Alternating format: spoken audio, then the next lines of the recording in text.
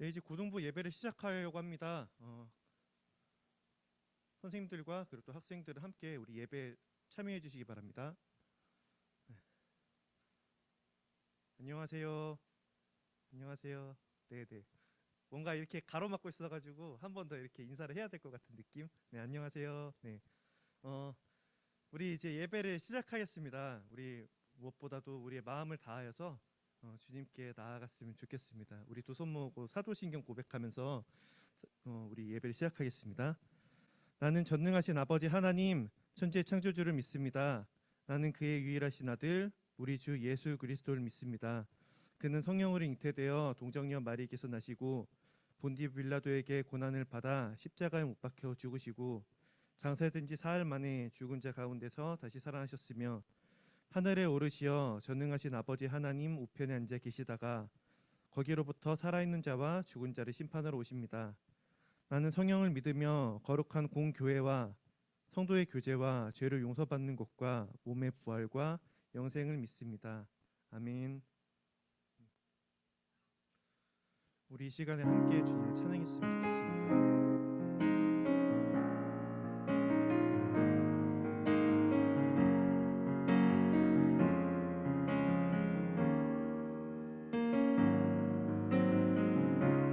주님 내 길 아시네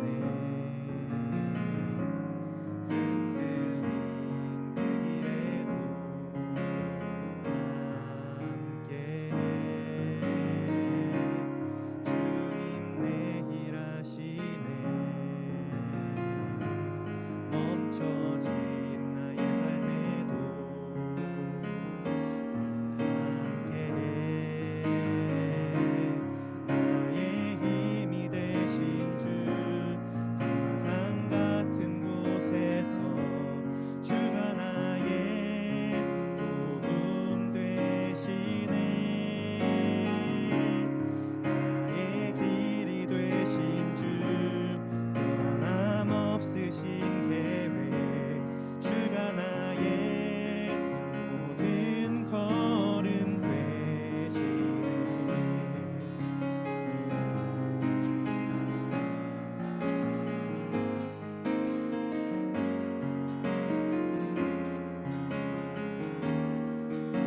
주님 내 길 아시네 주님 내 길 아시네 흔들린 그 길에도 함께 주님 내 일 아시네 멈춰진 나의 삶에도 함께 나의 힘이 되신 주 항상 같은 곳에서 주가 나의 도움 되시네 나의 길이 되신 주 변함없으신 계획 주가 나의 모든 걸음 되신 주님 내 길 아시네 주님 내 길 아시네 흔들리신 그 길에도 흔들린 그 길에도 함께 주님 내 길 아시네 멈춰진 나의 삶에도 함께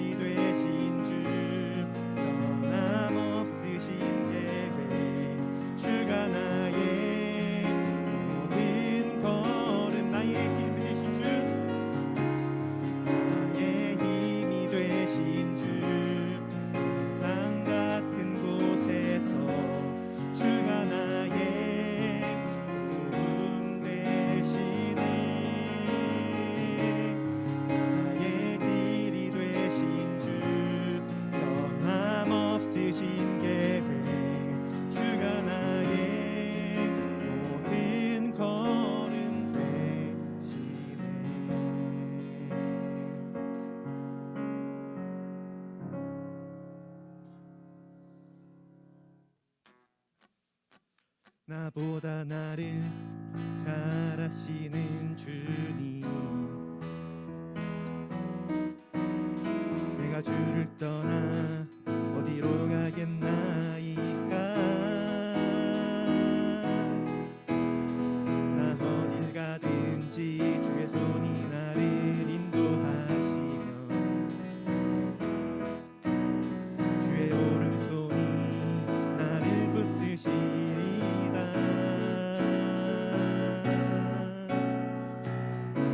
나를 창세전부터 계획하시고 지금까지 인도하시네. 하나님이여 주의 생각이 어찌 그리 보배로우신지요. 나의 생각보다 나의 뜻보다 더욱더 놀라우신 주님, 하나님이여 나를 살피사 나의 마음을 다시오니 나의 영원한 길로 인도하소서. 나보다 나를 잘 아시는 주님, 내가 주를 떠나 어디로 가겠나이까. 나 어딜 가든지 주의 손이 나를 인도하시며 주의 오른손이 나를 붙드시리다.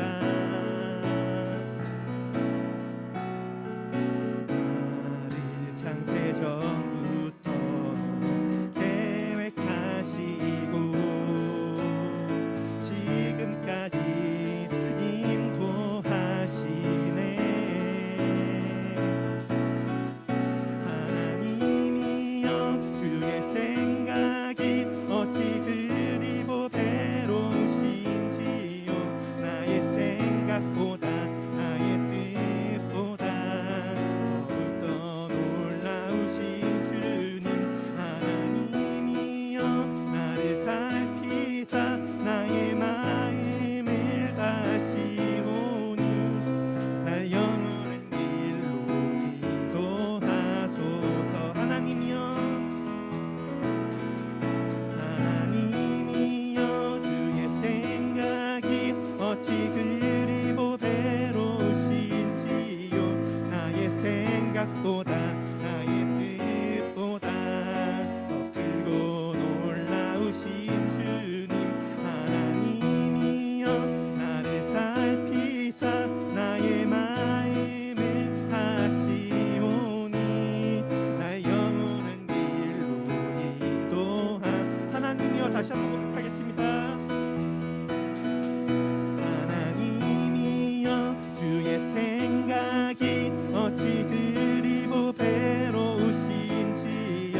나의 생각보다 나의 뜻보다 더 크고 놀라우신 주님, 하나님이여 나를 살피사 나의 마음을 다시오니 날 영원한 길로 인도하소서. 우리 박수로 하나님께 영광 돌리겠습니다.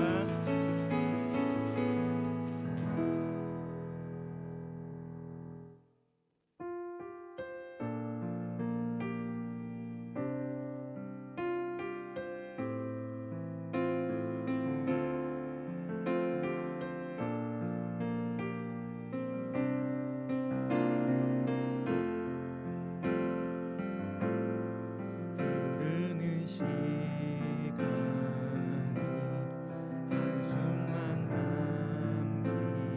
남기고 반복된 실패 속 지쳐갈 때 내 맘의 소망이 눈물 조각 될 때 내 곁에 다가와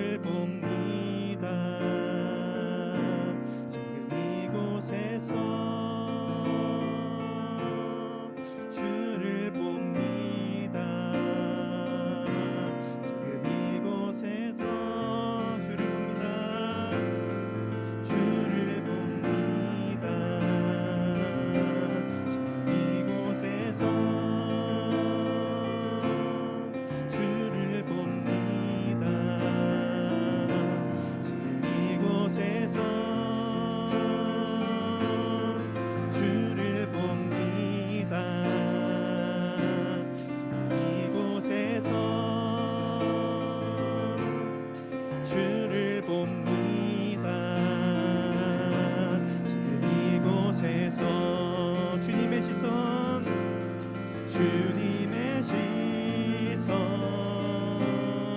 나를 비추시고 상처난 내 맘 만지시네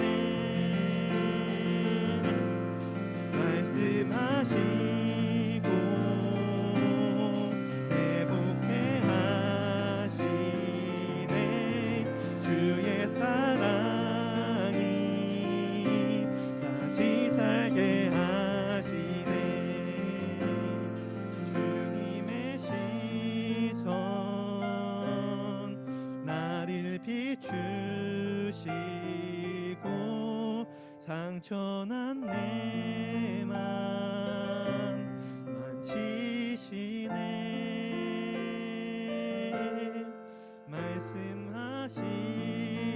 말씀하시고 회복해 하시네 주의 사랑이 다시 살게 하시네. 지금 이 시간에 우리 함께 기도하면서 나아가겠습니다. 우리들 가운데 모든 걸음 내시며 우리를 인도해 주신 주님 앞에 감사하며 기도를 드렸으면 좋겠습니다. 주님, 이 예배 가운데 함께 하실 것에 대해서 감사합니다. 나를 지켜주시고 또한 채워주실 것을 기대합니다. 오직 말씀으로 새롭게 해주실 것을 또한 기대합니다. 이런 기도로 우리 주님께 함께 나아가겠습니다. 함께 기도합시다.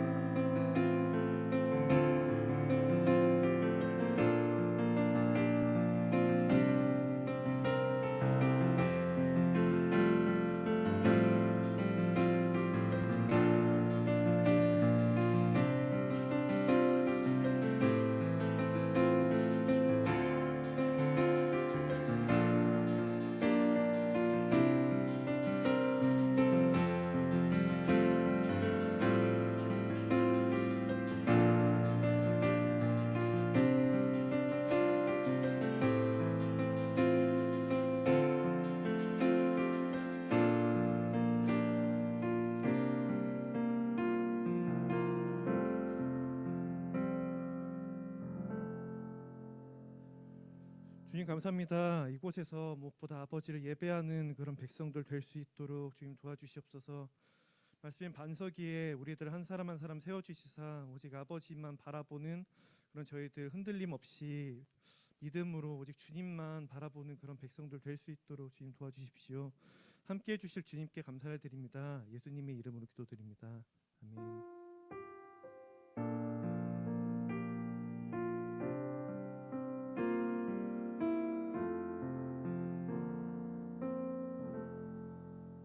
네, 다 같이 봉헌 찬양 드리겠습니다.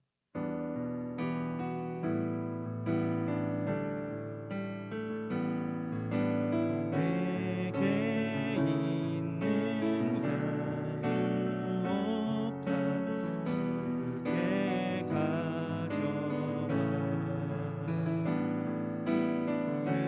발 위에 입 맞추고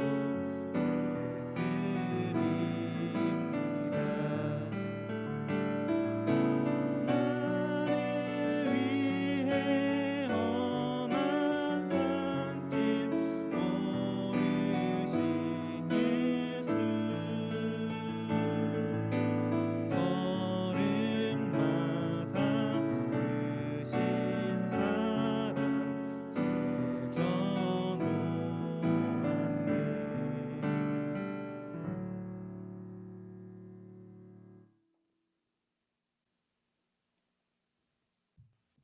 기도하겠습니다.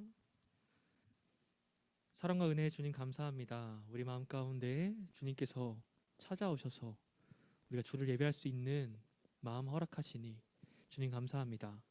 하나님, 주께 우리의 마음을 모읍니다.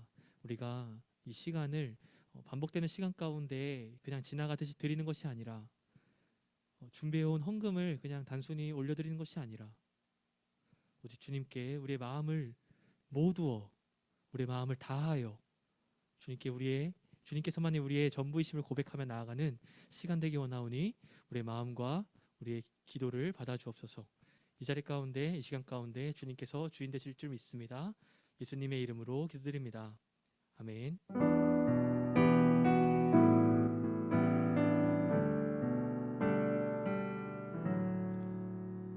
오늘 하나님께서 우리에게 주신 말씀은 누가복음 7장 18절부터 23절입니다.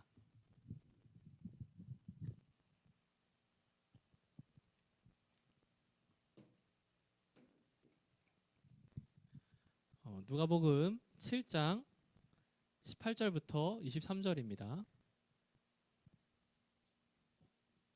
이제 말씀을 봉독하겠습니다. 하나님의 말씀을 경청하십시오. 요한의 제자들이 이 모든 일을 그에게 알리니 요한이 그 제자 중 둘을 불러 주께 보내어 이르되 오실 그이가 당신이니 오니까 우리가 다른 일을 기다리오리이까 하라 하매 그들이 예수께 나아가 이르되 세례 요한이 우리를 보내어 당신께 여쭈어 보라고 하기를 오실 그이가 당신이니 오니까 우리가 다른 일을 기다리오리이까 하더이다 하니 마침 그때 예수께서 질병과 고통과 및 악귀 들린 자를 많이 고치시며 또 많은 맹인을 보게 하신지라. 예수께서 대답하여 이르시되 너희가 가서 보고 들은 것을 요한에게 알리되 맹인이 보며 못 걷는 사람이 걸으며 나병 환자가 깨끗함을 받으며 귀먹은 사람이 들으며 죽은 자가 살아나며 가난한 자에게 복음이 전파된다 하라. 누구든지 나로 말미암아 실족하지 아니하는 자는 복이 있도다 하시니라. 아멘. 할렐루야. 우리 오늘도 인사로 시작해 볼까요? 우리 옆에 있는 친구를 바라보고 흘겨라도 보고 쓱 보고 잘 왔어 반가워 해볼게요. 옆에 있는 친구 바라보고 잘 왔어 반가워. 우리 서연이 예원이 정말 잘하는데 우리 같이 살고 있는 데는 안 해요. 같이 살고 있는 우리 하윤이 혜윤이는 눈길조차 주고 있지 않습니다. 집에서 친하게 지내죠? 알겠습니다. 여러분들은 예수님을 믿습니까? 아멘. 우리 부장님 아멘입니다. 이 말에 여러분들 모두 아멘, 네 믿습니다 하는 여러분들이 됐으면 좋겠어요. 오늘 본문엔 배경에 대한 이야기가 많이 필요합니다. 우리가 세례 요한에 대해서 지지난주까지 알아봤는데요. 엘리야의 심령으로 왔고 예수님을 예비하는 광야에 외치는 자의 소리라고 했죠. 그렇게 세례 요한이 사역하다가 예수님께 세례를 주고 나서 이런 일이 있었습니다. 누가복음 3장에서 그 이야기를 소개하는데요. 헤롯, 그러니까 예루살렘 분봉왕이 자신의 동생의 아내를, 그러니까 제수씨죠, 정확히 말하면 헤롯이 자신의 동생의 아내를 빼앗습니다. 자신의 아내로 만들었어요. 이에 대해서 요한은 그러면 안 된다라고 비판을 하고 그 비판이 싫었던 헤롯은 세례 요한을 잡아서 감옥에 가둡니다. 그리고 요한이 잡힌 후에 예수님은 이제 병든 자들을 고치시고 하나님의 나라를 가르치시고 전하셨죠. 요한은 감옥에 갇혔지만 세례 요한의 제자 몇몇은 예수님을 따라다녔던 것 같습니다. 요한이 예수님을 메시아라고 예언했는데 그 요한의 우리 스승의 예언이 맞는지 확인하고 싶었겠죠. 그들은 세례 요한의 제자들은 예수님의 사역을 보고 놀라워했을 겁니다. 그리고 요한을 면회하러 갈 때면 자신의 스승에게 이런 일이 있었다, 누가 고쳤다 이렇게 전했겠죠. 대표적으로 귀신을 내쫓고 병든 자를 고쳤던 일, 그리고 바리새인들과 논쟁하던 일들을 말했을 겁니다. 그죠? 이 놀라운 자신이 예언한 메시아의 사역을 들은 세례 요한의 반응은 어땠을까요? 어떤 반응을 보였을까요? 자신이 예언한 메시아의 놀라운 일들을 봤어요. 막 사람들이 병든 사람들을 고치고 못 걷는 사람들이 걷게 됐어요. 어땠을까요? 오늘 본문은 그의 반응인 질문으로 시작합니다.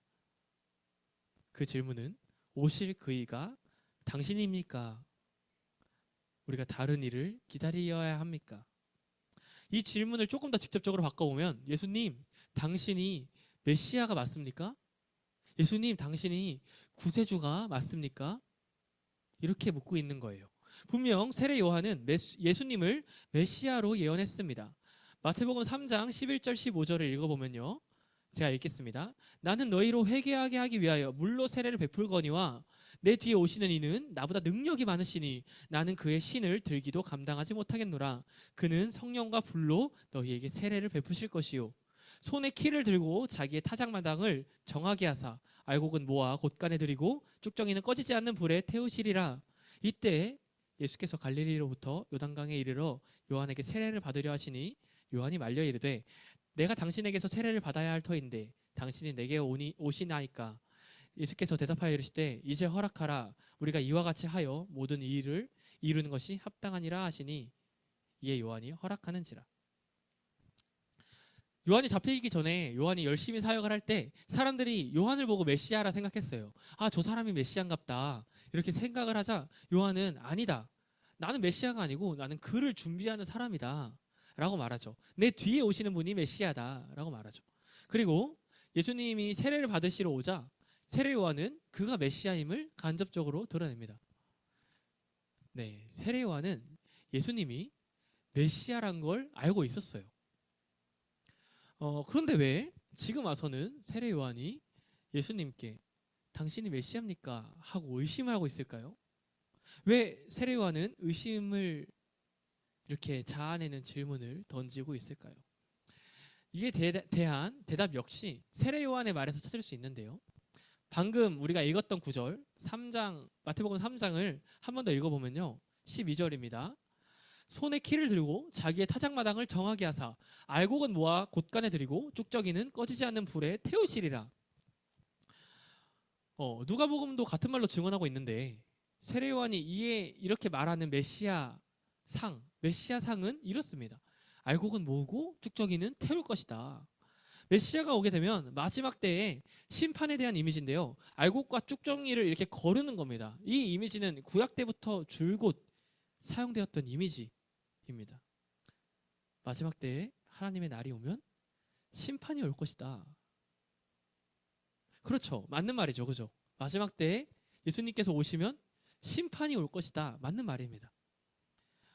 세례 요한은 이러한 메시아의 이미지를 전했는데 그리고 세례 요한도 마찬가지로 이 심판을 전했죠. 심판은 이럴 거야. 하나님의 때에 하나님을 믿는다고는 하지만 정작 하나님의 말씀으로 가득 차지 않은 사람들, 쭉정이 같은 사람들은 모두 불에 태워질 거야 라고 말하고 있습니다. 그리고 그 세례 요한은 기다리던 메시아를 보게 된 건데 그래서 아마 세례 요한은 감옥에 갇히고 나서도 괜찮았다고 생각할 수도 있어요. 드디어 메시아가 왔구나. 하나님의 때가 왔구나. 알곡과 쭉정이를 분별하실 분이 왔구나 하고 말이에요. 그런데 제자들을 통해 듣게 된 예수님의 사역은 조금 달랐습니다. 예수님께서는 가는 곳마다 병자를 고치시고 하나님의 가르침을 전하려고 하셨죠. 예루살렘에 가서 썩어 빠진 이 체질을 뒤엎어야 되는데 세례 요한의 생각이라면 예수님은 그저 갈릴리 마을을 돌면서 선행을 행할 뿐이었어요. 자신이 생각하던 메시아가 자신이 생각하던 일을 행하지 않고 그냥 가서 착한 일만 하는 겁니다. 선행만 베풀고 있으니 감옥에 있던 세례 요한은 무슨 생각이 들었을까요? 난 알곡이니까, 나는 쭉정이와 알곡 중에 알곡이니까 메시아가 오셨으니 쭉정이들은 다 불사르시고 감옥에서 나를 꺼내시며 칭찬하시겠지. 착하고 충성된 종아 요한아 잘했다 라고 칭찬하시겠지 라고 생각했을 텐데 어라? 웬걸 심판은 안 오고 죽은 자를 살리시고 하나님의 말씀만 전하고 계시지? 이렇게 생각했겠죠. 하물며 면회도 안 갔어요. 세례 요한의 면회도. 이게 세례 요한이 오늘 의심하는 질문을 던진 이유입니다. 당신이 메시아가 맞습니까? 라고 질문한 이유예요. 그런데 여기서 우리가 또 한 가지 알아야 할 게 있습니다. 바로 심판에 대한 이야기인데요. 심판에 대한 이미지를 우리가 생각하면 막 하늘에서 불이 막 떨어져서 잘못한 사람들 막 천둥 맞고 막 그죠? 그럴 것 같아요. 그런데 이 심판은요, 예수 그리스도의 심판은 지금 알려진 헛된 정의를 바로 세우는 겁니다. 하나님의 사랑을 만방에 전하는 겁니다. 그게 심판이라는 거예요. 예수님의 심판은 그거라는 거예요. 우리가 지난주에도 잘못된 정의가 세워진 이스라엘을 바라봤었죠. 율법을 지키기 위한 율법을 만들고 가난한 사람들을 착취하는 이스라엘을 봤었는데 그런 것들이 아니라 진정한 하나님의 마음을 전하기 위한 가르침이 예수 그리스도의 심판이라는 겁니다. 자, 이사야 11장 10절부터 12절입니다. 그날에 이새의 뿌리에서 한 싹이 나서 만민의 기치로 설 것이요 열방이 그에게로 돌아오리니 그가 거한 곳이 영화로우리라. 그날에 주께서 다시 그의 손을 펴사 그의 남은 백성을 아수르와 애굽과 바드로스와 구스와 엘람과 시날과 하맛과 바다 섬들에서 돌아오게 하실 것이라. 여호와께서 열방을 향하여 기치를 세우시고 이스라엘의 쫓긴 자들을 모으시며 땅 사방에서 유다에 흩어진 자들을 모으시리니. 하나님의 때에 심판은 물론 알곡과 쭉정이를 거르는 날이기도 하지만 모든 열방이 다시 하나님께로 돌아오게 하는 날이기도 한 겁니다. 그래서 잘못된 정의를 바로 세우고 하나님의 진정한 정의가 선포되는 날이 심판의 날이라는 거죠. 다시 돌아오게 하는 날, 그것이 하나님을 진정으로 알게 하는 날, 그것이 진정한 첫 번째 심판이라는 거예요. 그리고 그마저도 받아들여지지 않는다면 요한이 말한 알곡과 쭉정이가 나누어지는 그런 심판이 올 수 있겠죠. 예수님께서는 너무나도 소중한 한 영혼 한 영혼을 하나님을 자칫 잘못 알아서 쭉정이가 될까봐 걱정하신 겁니다. 하나님을 믿는다고는 하는데 그 안에는 채워진 게 없어서 헛되게 살까봐 온 만민이 한 명도 빠짐없이 하나님을 정말로 사랑하길 바라며 이렇게 찾아오신 겁니다. 헛된 정의가 펼쳐진 세상 가운데 심판을 위해 가장 먼저 할 것은 벌을 내리는 게 아니라 진정한 정의를 알려주는 일입니다. 그래서 예수님은 메시아의 사역을 감당하기 위해 오셨지만 가장 먼저 하신 일이 우리에게 사랑을 가르치신 거예요. 그래서 메시아 예수님께서는 요한에게 이렇게 말씀하시죠. 오늘의 본문 22절, 23절입니다. 예수께서 대답하여 이르시되 너희가 가서 보고 들은 것을 요한에게 알리되 맹인이 보며 못 걷는 사람이 걸으며 나병한 자가 깨끗함을 받으며 귀 먹은 사람들이 들으며 죽은 자가 살아나며 가난한 자에게 복음이 전파된다 하라. 누구든지 나로 말미암아 실족하지 아니하는 자는 복이 있도다 하시니라. 하나님을 믿는 사람이라면 하나님의 마음을 알아야겠죠. 예수님의 마음을 진정으로 알기 원한다면 예수님의 사랑을 배워야겠죠. 그래서 예수님께서는 의심하고 있는 요한에게 말씀하시는 거예요. 내가 온 이유는 하나님의 사랑을 다시 알리기 위해서야.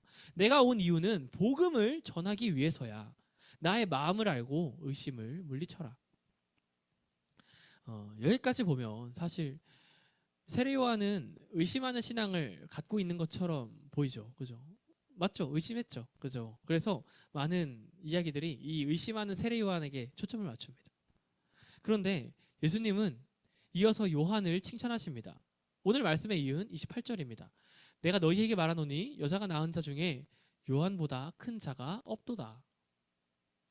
예수님은 의심한 요한을 당신이 메시아입니까? 하고 의심한 요한을 오히려 칭찬하세요. 왜냐하면 세례 요한은 참된 믿음을 가지고 의심했기 때문이에요. 철저하게 정말 하나님께서 보내신 메시아가 맞을까? 이 체제를 뒤엎고 새로운 하나님의 나라를 보여주러 오신 게 맞을까? 당신이 오고 나면 이 썩은 세상이 바뀝니까? 이런 궁금증이 들었는데 그거를 혼자만 썩혀두는 게 아니라 예수님께 질문한 거예요. 그런 의심을 예수님께 드릴 때 예수님께서는 자신의 마음을 보이십니다. 복음은 집권층들의 잘잘못을 가리기 위한 것이 아니라 그로 인해 핍박받고 가난하게 살아가고 연약한 마음으로 살아가는 사람들에게 기쁨을 주는 것이다. 그게 복음이다. 하고 말이에요. 이후에 세례 요한에 대해서는 그의 죽음에 관련된 기사만 나오지만 이 말을 듣고 나서 요한은 어땠을까요?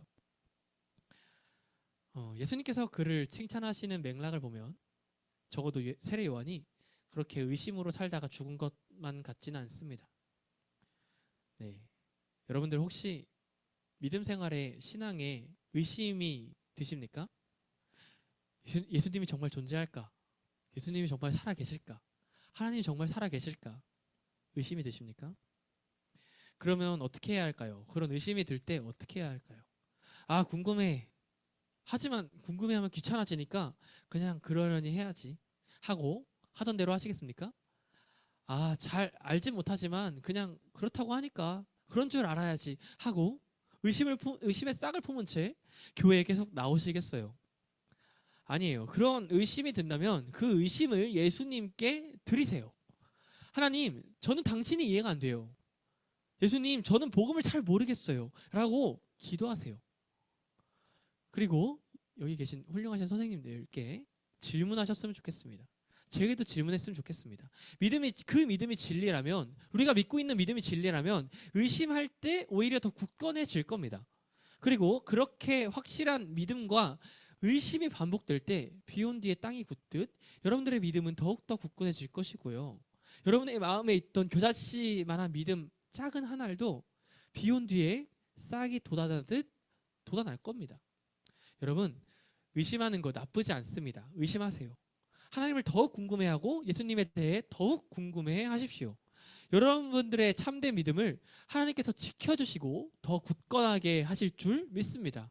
여러분들의 의심을 사용하셔서 여러분들이 더욱 말씀으로 살아가게 여러분들을 연단하실 줄 믿습니다. 하나님 앞에 우리는 한없이 작은 존재이지만 하나님께서는 우리의 목소리를 모두 들으시고 응답하십니다. 예수님께서는 여러분들에게 참된 사랑을 알려주시기 위해 한없이 여러분들의 영혼에 속삭이고 계세요. 그 앞에 성령님께서는 우리가 더욱 의심하고 더욱 믿음이 굳건해지도록 능력으로 함께하고 계십니다. 살아계신 하나님의 말씀입니다. 이 시간 함께 찬양했으면 좋겠습니다. 오늘 함께 나눴던 찬양인데요. 주님의 시선이라는 찬양입니다. 가능하신 분들은 모두 일어났으면 좋겠어요. 네, 모두 일어나서 찬양했으면 좋겠습니다. 네, 주님의 시선이 나에게 머물 때, 하나님의 사랑이 우리 안에 있을 때, 우리가 예수 그리스도의 복음으로 살아가게 될 줄 믿습니다. 할렐루야. 우리가 우리의 고백으로 우리의 의심의 고백까지도 하나님께 올려드립시다. 흐르는 시간이 한숨만 남기고 반복된 실패 속 지쳐갈 때 내 맘의 소망이 눈물 조각 될 때 내 곁에 다가와 부르시네. 한 번 더 흐르는 시간이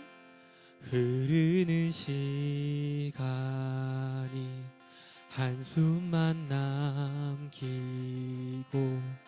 반복된 실패 속 지쳐갈 때 내 맘의 소망이 눈물 조각 될 때 내 곁에 다가와 부르시네. 주님의 시선 나를 비추시고 상처난 내 맘 만지시네. 말씀하시고 회복해 하시네. 주의 사랑이 다시 살게 주님의 나를 비추시고 상처난 내 맘 만지시네. 말씀하시고 회복해 하시네. 내 주의 사랑이 다시 살게 하시네. 우리 시간 함께 기도했으면 좋겠습니다. 한 번만 기도했으면 좋겠어요. 우리가 주님을 믿는다고는 하는데 의심이 들 때가 있고 솔직히 안 믿겨질 때가 많죠. 주님께서는 신비시니까요. 주님께서는 신비로우시니까요. 그러나 우리가 이 의심이 들 때 뭐 어쩌겠어, 그렇다는데 믿어야지, 이렇게 생각하는 것이 아니라 주님, 저는 주님이 궁금합니다. 하나님, 저는 하나님이 궁금합니다. 우리에게 사랑을 보이시고 우리에게 나를 따르라 말씀하셨는데